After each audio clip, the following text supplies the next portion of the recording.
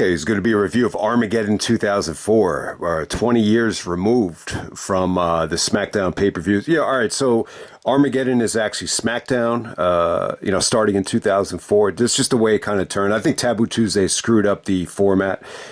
So, yeah, man, I mean, just another forgettable SmackDown show. This has got to be one of the coldest and, just unimpressive undercards I think we've ever seen. I think the main event does save it, though. I think the main event saves this from being, the worst pay-per-view, at least of 2004. So we're going to go all the way back to December 12th, 2004. This is from Duluth, Georgia, the Atlanta area. This is the Gwinnett Center, where they do about, 4,000 to 5,000 in attendance is the reported number. Yeah, I saw 4.5. Wikipedia has 5,000. So not a great turnout. They know. I'm thinking of Bill and Doug. I remember, what was his name? Was it Doug? JBL is not a draw. Every time you see these numbers, that kind of goes throughout my head. But we have a buy rate here of 230,000. Surprisingly, not the worst buy rate of the year. That would be Taboo Tuesday. I think that just had more to do with the Tuesday spot than anything. But this is definitely the worst buy rate of the year, at least for the SmackDown side of things. But yeah, man, before we get going, though, I just want to, put a wrap on SmackDown in 2004. Yeah, I mean, it was just a bad year. Yeah, for them. I think Brock leaving, definitely, hurt for obvious reasons. But, the bigger issue is just Kurt Angle. Kurt Angle was just not a player this year. I mean, he had some good moments against Eddie, but it was very few and far between. He's wrestling through injuries. They put him in this horrible stable that he didn't even know the name of his stable until like 3 months into it. The Honor Society. I didn't even remember the name of that stable, to be honest with you. But I mean, I just think they did a lot of stuff to Kurt to try to just save him for WrestleMania. So you saw like a lot of hometown challenges, the stuff with Tough Enough, which I'm sure Angle regrets to this day, but I'll touch on that in a second. So let's get right down to it. All right, first match of the night. You got Rob Van Dam and Rey Mysterio defending the tag titles against Renee Dupree and Kenzo Suzuki for the tag team championship here. Good opener. I think this is the highlight of the undercard. I think this is a step up from the No Mercy match. When you watch the No Mercy match, I think everything was rushed. I think just the spot they were in, the finish, it was just a little bit, tough to get into a rhythm in that match. I just felt like this got a good platform here. I think this would have worked better if RVD and Ray won the tag titles at Armageddon. This would have came off more important. As a result, it just kind of came off like filler. But I think if RVD and Ray had their big moment at Armageddon, this would have done a better job of just popping the crowd, just getting them excited about the potential of the title changing hands in the main event. So that's the only thing I would have changed about the match. I just think everything here was good. I will say this, the most negative thing I could say about it is I remember at the pay-per-view party, this is the first time this happened, where someone just came out and just mentioned that they thought this was boring and that they were bored by the match. The impression I got was that, maybe this is starting to feel like a chore just to actually get people to show up at these pay-per-view parties. This was never an issue before. It always felt exciting, always felt like an event. I would actually have like nightmares about missing some of these pay-per-views because they were so good, for so long.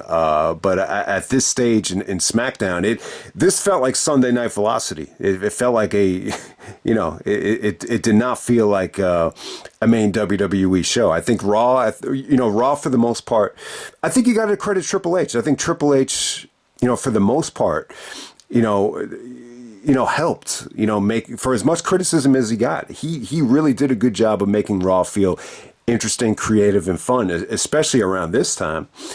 But I think the opposite could be said for the SmackDown side of things. Everything just felt cold, uncreative. From a talent standpoint, what's really going through my head now is a lot of these guys needed more time, to be at a performance center or to be sent down to OVW, just get more training. I mean, up and down this card, you could just see a lack of talent and fundamentals throughout this whole roster. But Yeah, but onto the good side of it though, I like RVD and Ray as a team. I mean, the sad thing about this is really, RVD didn't even get a chance to wrestle a singles match on pay-per-view the whole time he was on SmackDown. I mean, the Great American Bash was a four-way, so I wouldn't count that as a singles match. I mean, it would have been cool to see RVD in the main event here. Personally, I wish you would have found a way to get Undertaker out of the four-way because the Heidenreich stuff really overshadowed, I think some of that match. And I would have loved for RVD to get that spot in the four-way, but, you know, I understand it, but the silver lining is we get to see Booker T and Eddie go at it for, maybe one of the only times ever. So that was pretty cool. But yeah, I mean, on the positive side of things, I've said this before. I like RVD and Mysterio as a team. They obviously like each other. They're into comics. They were creative. They even had like their own move set here with the Rolling Thunder. They had a different name for the Rolling Thunder. I think they called it the Chiquita Roll, where it's like a double Rolling Thunder. I like that about the match. RVD got a great hot tag here. I will say this though, the Kenzo control spot, where Kenzo's controlling the match, the crowd was kind of dead for it. And, that's when the guy made the boring comment. And, I just said, just wait for them to get into a rhythm here because this could be pretty damn cool. And the finishing stretch was good. I like the match. They got time here. They got time. They got 17 minutes out there, which, maybe it's a little bit too much for Kenzo and Renee. But, the Kenzo and Renee stuff, it wasn't that bad. There's a lot to like about the presentation. And you almost forget Tori Wilson actually came out and did a run-in on Hiroko here to kind of chase her away. So that was pretty cool. Next up, we have Kurt Angle defeating Santa Claus by submission. So, originally I think this was supposed to be the only thing Kurt was going to be involved with. I guess he wasn't going to get paid for this as part of the incentives for the pay-per-view bonuses. So he goes over Santa, angle slam, ankle lock, makes him tap out, cuts a promo on Santa, kind of compares himself to Santa about the admiration all over the world and, the best at what he does. But then he kind of buries him and wants to take his anger out on him for taking attention away from his daughter. His daughter's like 2 years old at the time, and she's writing letters to Santa, so they kind of wrote that into the promo. But very forgettable. Kurt defeats Santa. It's December. It's Christmas time, so it was pretty cool. And we're going to move on to the Dixie Dog Fight. We got Daniel Puder, Kurt Angle's good friend, taking on The Miz. So The Miz makes his pay-per-view debut as Mike Mizanin. The Dixie Dog Fight, this is actually a boxing match. I thought it went a lot longer than 3 minutes. I thought this went about 3 rounds, actually. But obviously, Puder goes over. The Miz hung in there well. It's tough to rate a boxing match.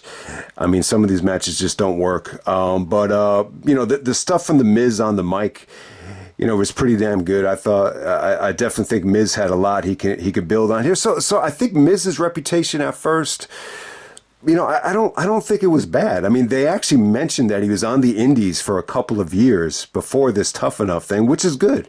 So I'm trying to think of why there is always such a negative perception of The Miz. It could be the MTV stuff. MTV had a very negative reputation, around this time, like going into, the 99, 2000. They just had a reputation for completely abandoning, what made them good. They went away from the music. And it became more reality TV, the real world, and Miz was on that show. So I think that had a lot to do with the negativity and the Tough Enough thing too. I think Miz really, when you think about it, he's probably the king of Tough Enough. Like who made it further than anybody from Tough Enough? I mean, Miz is the only one to really main event WrestleMania, so I got to go with the Miz. But it's funny, had me thinking about Austin Aries. You forget Aries actually entered Tough Enough at one point because he just thought, maybe this is the way to kind of make a further name for myself.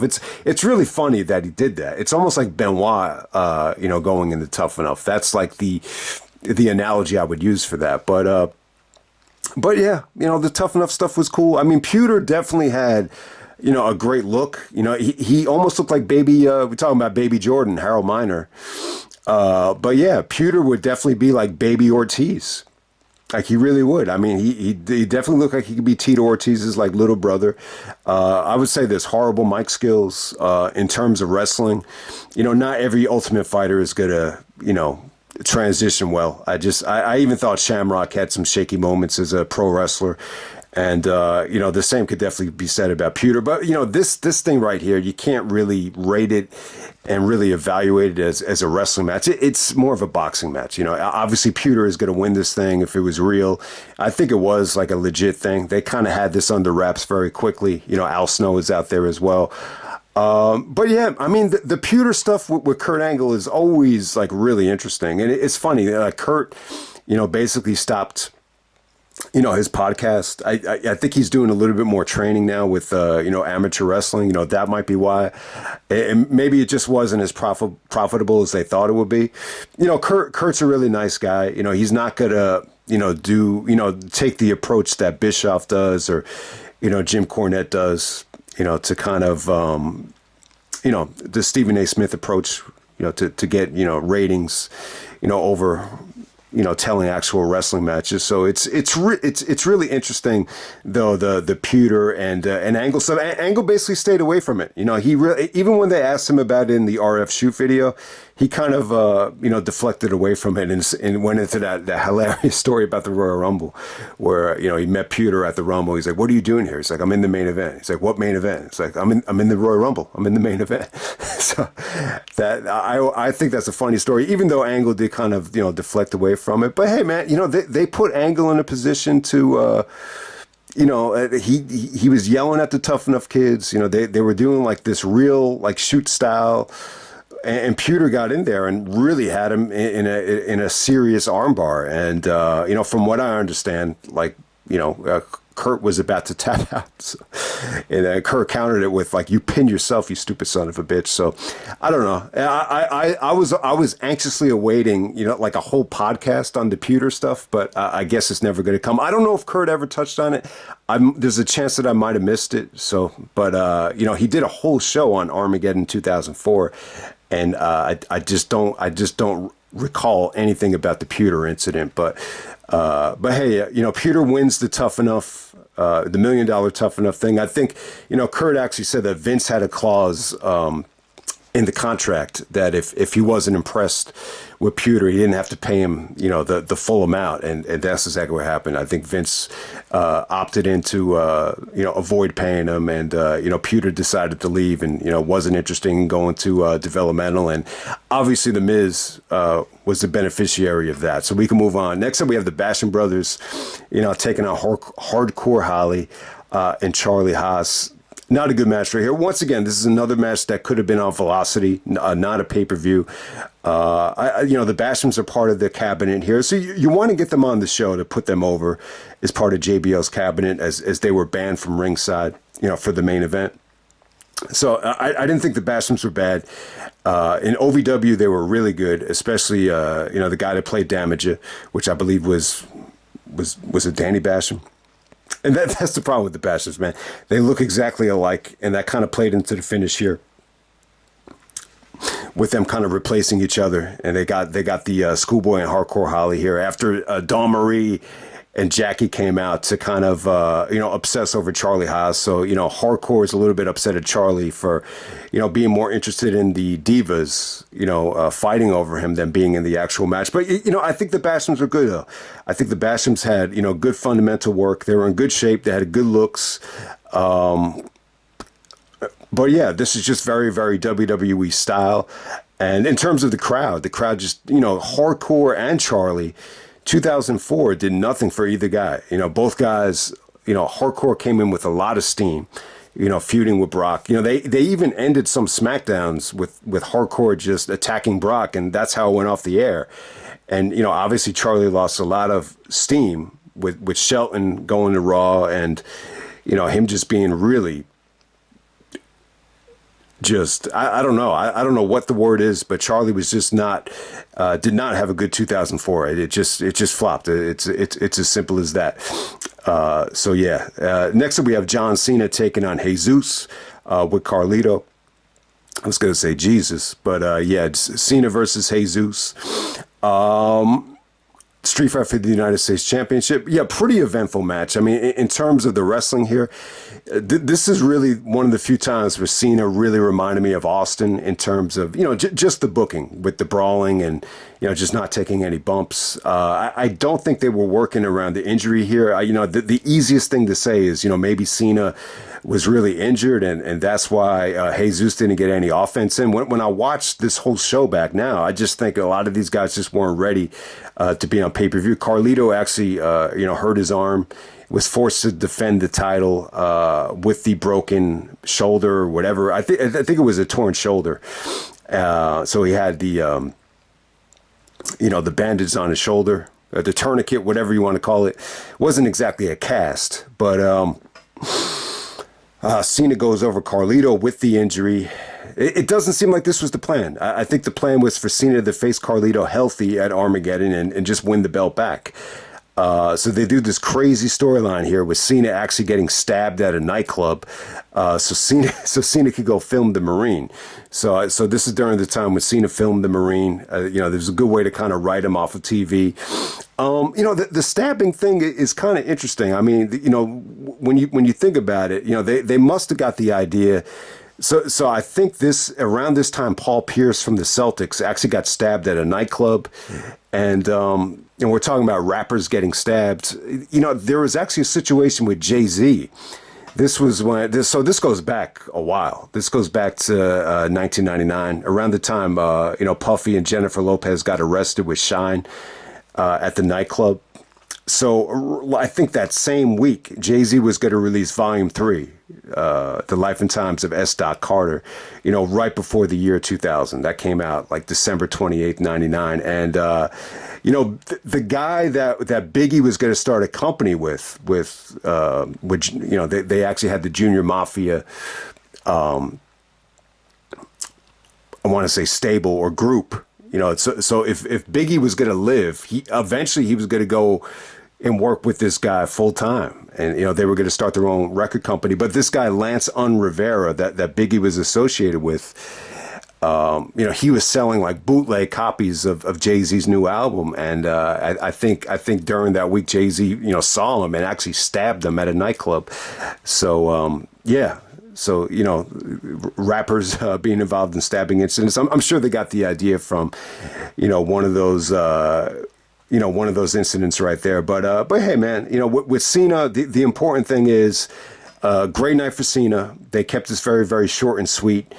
Cena came out with maybe so this is all about Cena's entrance. Cena came out with excuse my language, a Ruck Fools T-shirt on, and I gotta say, man, this is one of my favorite John Cena T-shirts. I don't think I've ever had a Cena T-shirt. I remember the first one was actually the Word Life. It was like blue and white, and it had the Word Life knuckles. That came out like the end of 2003.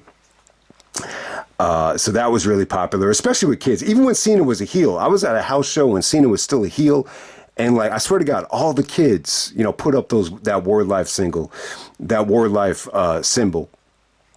When Cena was coming out. But yeah, man, it had to be one of my favorite Cena T-shirts. I actually just saw a dude at the park. This dude was like older than me, and he was wearing that lime Cena shirt that he wore a couple of years ago. So man, Cena sold a lot of T-shirts, but I would say the shirt that really got my attention was this Ruck Fools T-shirt. This really felt like a counter to Randy's, Parental Advisory, Legend Killer T-shirt.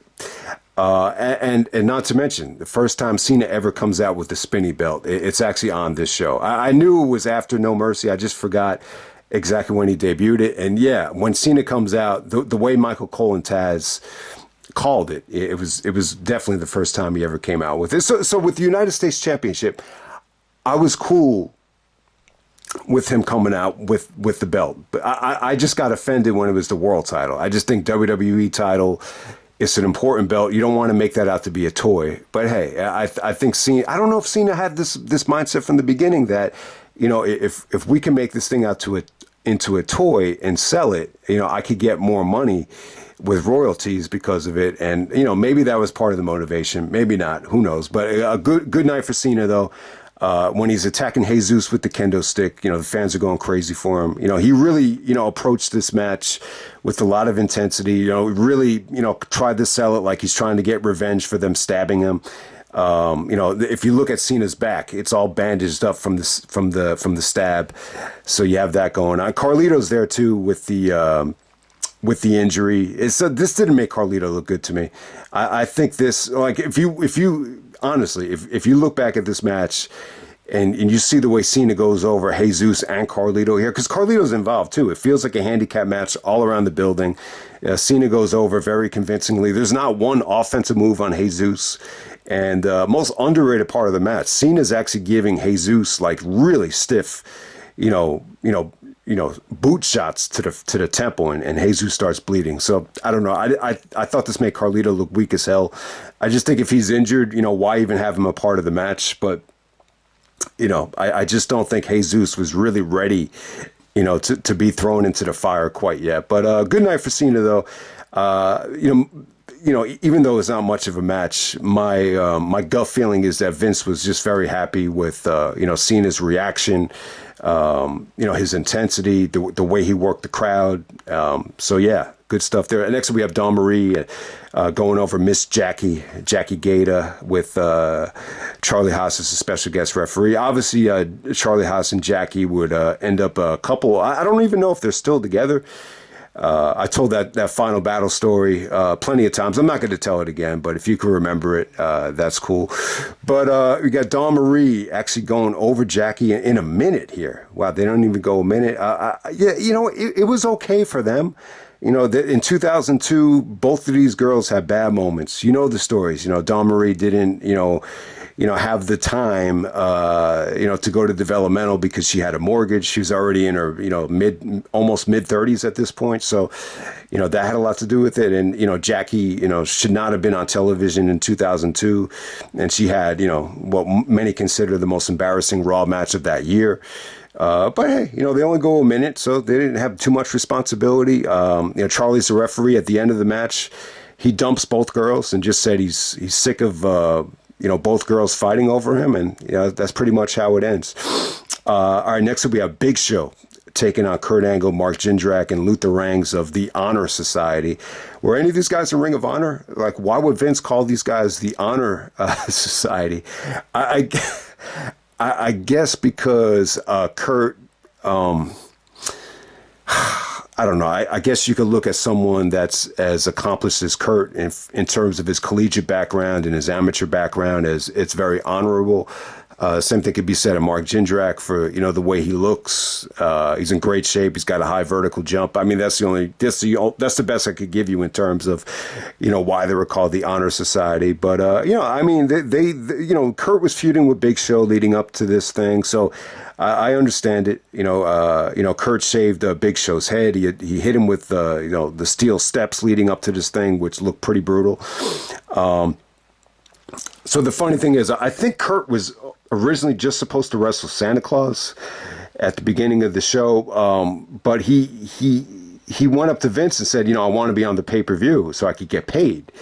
Of course, right? So Vince put him in this match, and Kurt just wasn't happy about losing the Big Show. But Vince just said to him, he said, I thought you wanted to be on the pay-per-view so you could get paid. Well, this is what you're doing.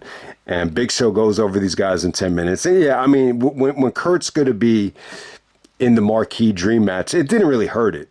Like, let's face it didn't really hurt, the Angle and Michaels buy rate at WrestleMania. I think Kurt and Shawn still deserve a lot of credit for that buy rate. No matter how you look at it, I think they do. But, yeah, I mean, you don't want Kurt Angle jobbing in a handicap match, leading up to WrestleMania, and that's what they did here. Yeah, Kurt even said, like, usually, like, if people ask him, have you ever had a bad match? He's like, no, I never had a bad match. But he says when he watches this back, he says, oh, okay, this was my bad match. Look, it was a good strategy from Kurt. They did some good strategic things, trying to double team Big Show. Mark and Luther actually did, surprisingly, they actually got a Big Show for a suplex. But, Kurt was just used very minimally in here. This featured a lot of ugly Irish whips with Luther just looking like shit. Mark is trying to sell his abs. and make up for the lack of wrestling. I know Mark Jindrak really had a good vertical jump, and you would think someone that is a really good basketball player, that he's able to dunk and everything, it should be able to translate into a good worker. But I don't think I've ever seen Mark really, take the next step. Even though he had a great look and he was in great shape, it's almost like ravishing Rick Rude level of conditioning from him, but it just looked ugly match. I think Big Show could have been better here too. He didn't look that motivated. He actually kisses Joy Taylor on their way to the ring. So they're hiring divas left and right from the diva search. And, Big Show is, shortly after this, they're going to do a big affair with Big Show and Kurt Angle, almost like a love triangle with Joy Taylor. So you get to see that on this show. But, Kurt really picked his spots here. He was able to get Big Show up for the Angle Slam, which, didn't generate much of a pop at all. I think at this time, Big Show is a lot heavier than he was during the Invasion. I remember when Kurt did it to Big Show at Survivor Series, it got a huge pop. But at this point, I think they've seen it before. They've seen the F5 on Big Show before, so it just didn't have the luster that it once did. But, ultimately, Big Show is able to, get most of these guys out of the ring, and then he ends up pinning. It's either Mark or Luther with an F5, and came off very lethargic. It almost like a slap in the face. I don't know. It just felt depressing. It felt like I think at this time Brock have filed a lawsuit against Vince and WWE because of the no compete clause. Because I think he was trying to find some work in Japan, and just to get back at Brock, I think they had Big Show, do the F5. I didn't like this. It just made you appreciate Brock. It made you want Brock to come back. So I'll say that about it. And in terms of Big Show's attitude towards Brock walking out, like a lot of people were pissed at first. I think Triple H was upset. He said, Brock screwed himself. I think Taker was very upset, obviously, because, I think he loved Lesnar.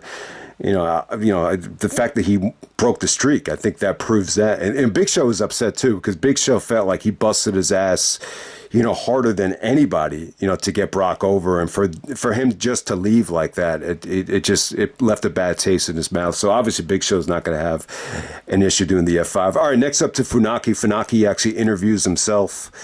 And Spike Dudley actually interrupts it. So we have Spike Dudley defending as the boss, defending the Cruiserweight Championship of the world, as the DVD menu says, against Funaki.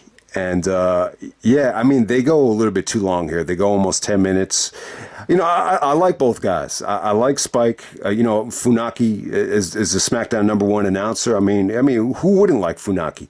But, man, they put them in a rough spot. They put them in a buffer spot. And, when I watched this thing back, I think they were trying to look for an excuse, to fire Spike Dudley. I think they fired Jamie Noble. Which, there were actually ulterior reasons to why Jamie actually got fired that I didn't even know about. A lot of it had to do with, health care or health insurance reasons. They weren't happy about why he took out health insurance money for an injury or whatever.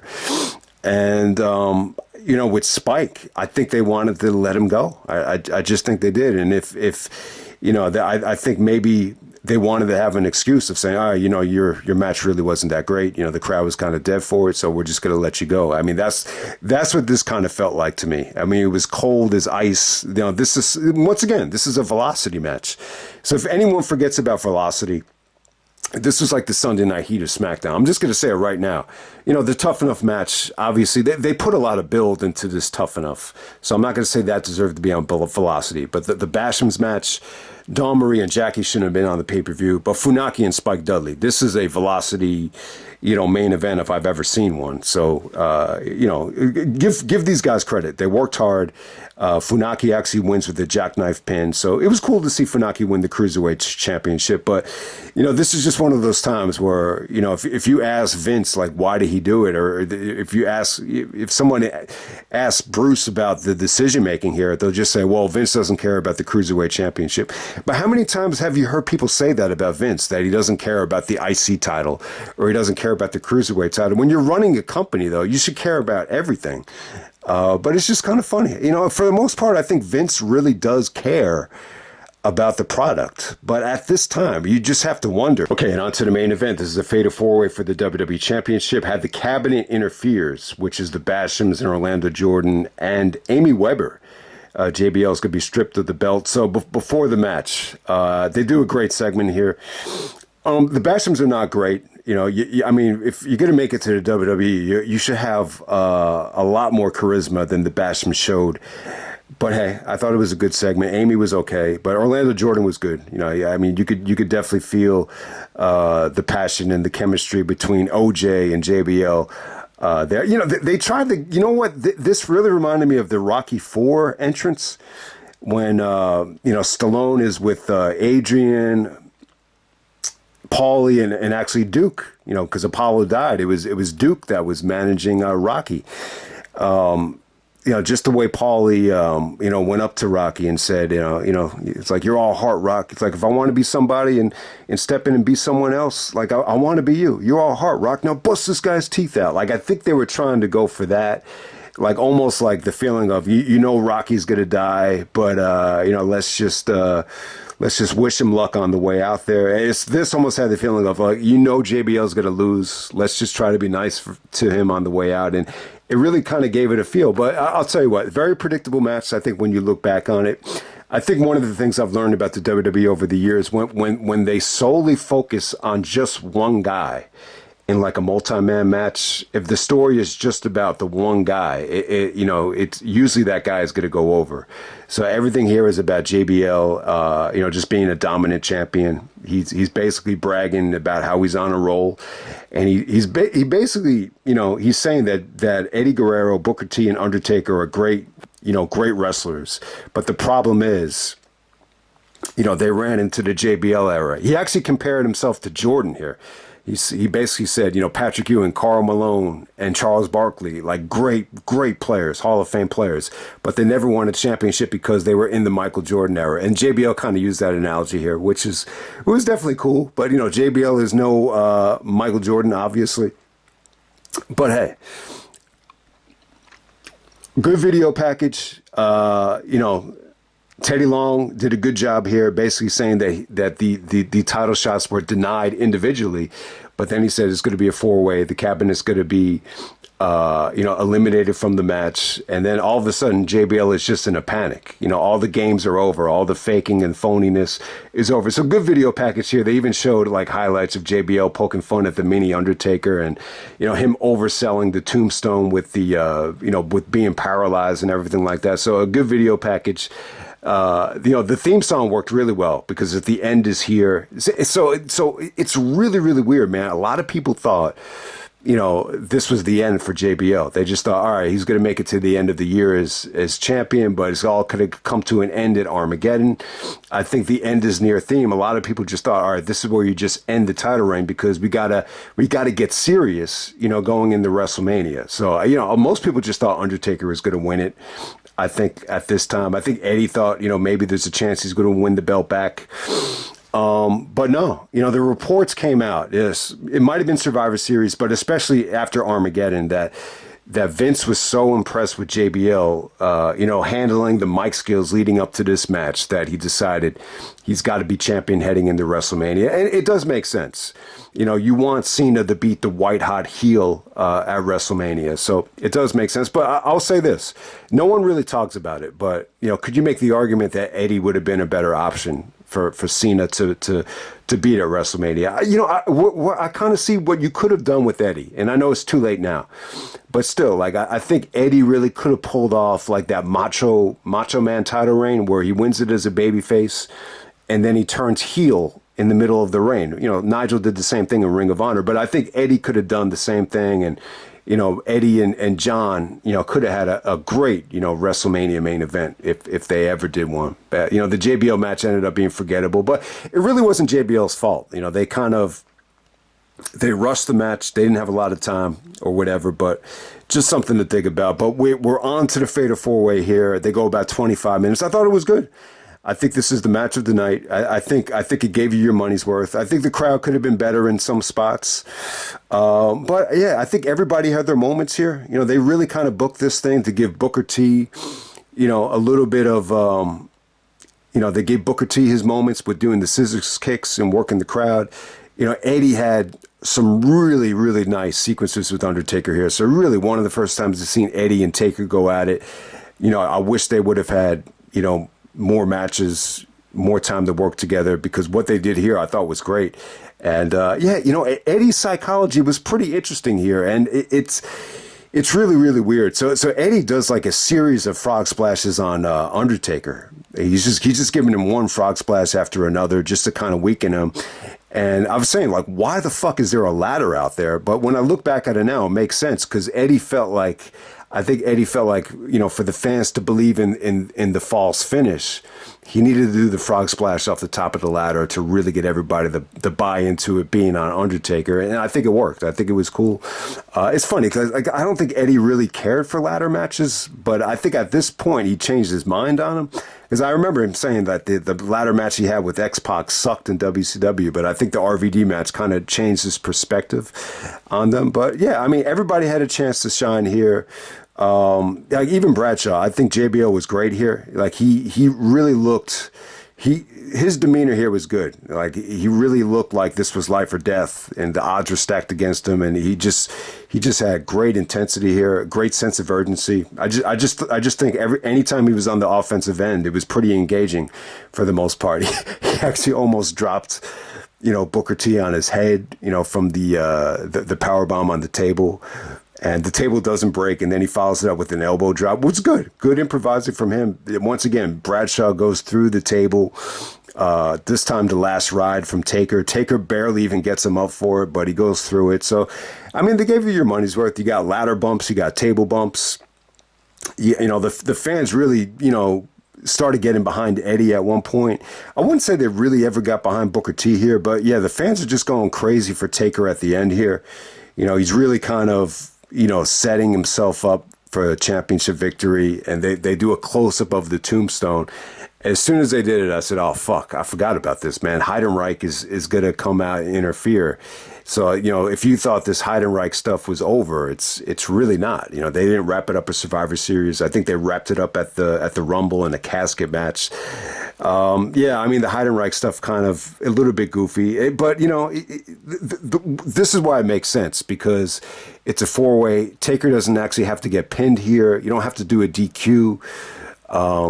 So it kind of worked. Heidenreich attacks Taker. He keeps him from being involved in the pinfall. The camera doesn't even get it, but JBL hits the clothesline of hell on Booker T, and Booker takes the pinfall here. Doesn't really surprise me. So, but I'll tell you what, the thing, and I've talked about this before with Eddie feeling a little bit deflated, and I wish someone would ask JBL this, like ask JBL on this podcast, ask a question, was Eddie a little bit upset that he never won the belt back, or was he upset that you held it this long? Because I don't think Eddie, meant for this to happen. I really don't. I think he wanted like a good heel to work with, but did Eddie really envision JBL going all the way to WrestleMania as champion? If you look at Eddie's, there's two looks from Eddie. The first one is like, all right, okay, I guess he's just, selling the fact that he's upset. But there's a second look, and he looks depressed. He almost looks like suicidal. Like it's that bad. So I just want, so if you have a chance to watch the match back, and I'll post the link in the description, it's actually on YouTube. It seems like the WWE uploads everything on YouTube, nowadays from the past. Everything is kind of, so they could get the advertisement revenue or whatever on it. So it's definitely available. So definitely check it out. But I think it's a good four-way. It's not the most entertaining four-way ever, but, I do think this saves the pay-per-view from being a total disaster. I don't think the pay-per-view was bad. It was just, just too much stuff that was uninteresting. And, there's just so much stuff here that should not have been on pay-per-view. It's the bottom line. But, there's little things that you could be excited about, though. I think Eddie working with Taker, was definitely a breath of fresh air. And, it's really the only time they worked together from my recollection. I do think Taker, could have done a lot more with Benoit, Jericho, and Eddie, especially one-on-one with each and every guy. there's really nothing I could say good about Kurt Angle on this show. I just think it's a wasted, show for Kurt. I think it's a waste of the Cruiserweight Championship. I think the highlight though is Cena. Cena debuting the spinny belt for the first time. It's very historic, and the T-shirt as well. Like from a merchandise standpoint, this is like one of Cena's most memorable moments ever. Is in terms of John Cena, the marketing genius or the moneymaker. So let's make that point clear. And then I got to say, I think RVD and Mysterio as a tag team, I think is good. I think it's definitely a highlight. I think both guys are great guys, two nice guys. I think there's a reason why they were never heels, because they're too likable. They're two good guys, and you get to see them tag up here. And, they were able to do their thing. Even though the match is a little bit boring in some parts, I mean, that's always going to work my nerves and be frustrating that, someone actually told me that they were bored, during the pay-per-view. I mean, it's just one of those things. Like, you can't control how people are going to feel about the product. I've always, had more of an approach of, let's just try to stay positive and try to look at this as, a way to kind of build things back up, as SmackDown is just going through a rough time. But if people are that bored that they want to not show up or walk away from a show, it's like there's not much you can really do about it, man. But hey, I'll just end it right there. SmackDown clearly had a rough year. I'll just end it right there. Hope you guys enjoyed the video, and I'm out.